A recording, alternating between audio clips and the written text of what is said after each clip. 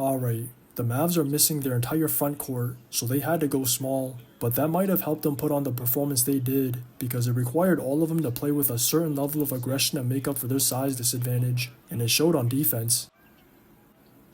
More times than not, their reds were clean, their low rotations were consistent, and more importantly, they all manned up, so the Dubs offense just got too stagnant, because a lot of it was being reduced to ones. That made it damn near impossible to ever establish a rhythm throughout, so their deep ball was never unlocked, and per usual, all those smoked bunnies or missed connections didn't help. The only positives came from Steph and Jimmy, because whenever Steph drew two or multiple eyes on him, it was opening up easy looks for Gary on the backside or from deep, and whenever Jimmy got in the post or slipped his screens for inside positioning, he was getting easy ones at the rim. But it is still a work in progress, so those just weren't enough to keep up with the Mavs, because all those stops were generating constant pace for them to get their offense going, and it was obvious their aggression was emphasized just as much on that end of the floor. The entire team was attacking their matchups to get downhill, whether it was Max, Najee, or even Brandon Williams and Prosper, but that all started with their stars setting the tone.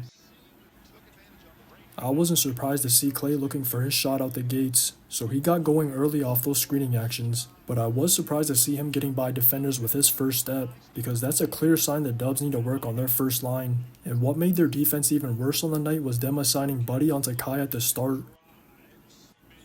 For some reason, Steve Kerr thought that was a good matchup, but it obviously backfired, and Kai got going out the gates, so when Gary had to check him whenever he subbed in, or even when they tried to adjust with Jimmy in the third, it didn't matter, because it was just too late by then. The prime example of his heater were those 3 straight trays in less than a minute halfway through the quarter, and at that point, the game should have been over, because the Mavs had complete control of it with all the momentum on their side. But there were a couple issues that allowed the Dubs to stay in the game, and first were their O-boards, then second was the Mavs not closing out quarters. If anything, the O-boards were given because of the size disadvantage, so if it wasn't Loon cleaning glass, it was Jimmy securing 50-50s, their second jumps, or them crashing down the gut, and those 33 second chance points were able to compensate for a lot of their misses. But what really hurt the Mavs even more was them getting nonchalant with their lead twice, and it started in the last 5 minutes of the second, then the same thing happened in the third, so all those issues eventually caught up to them in the fourth. It led to the Dubs going on a quick 13-0 run that gave them the lead, and a lot of that was from Steph and Jimmy, and even Dre made some big plays on both ends, so that was their chance to run away with a win. They were just capitalizing on their stops during that stretch, because they started selling on Kai to force the rock out of his hands the entire quarter, so the Mavs lost their rhythm, and damn near lost the game if it weren't for him making crucial plays when he did get loose.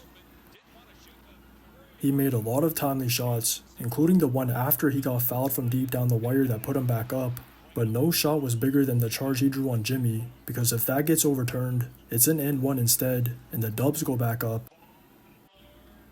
If I'm being honest, I thought the Dubs were going to win the challenge, so that was a little shocking, but not as shocking as Steph splitting a pair prior, because I can't recall the last time I've seen him do that, and that was just as costly. Just watch the tape. Majewski going to throw it the length of the court, pass broken off, a turnover, the Mavs are going to win it.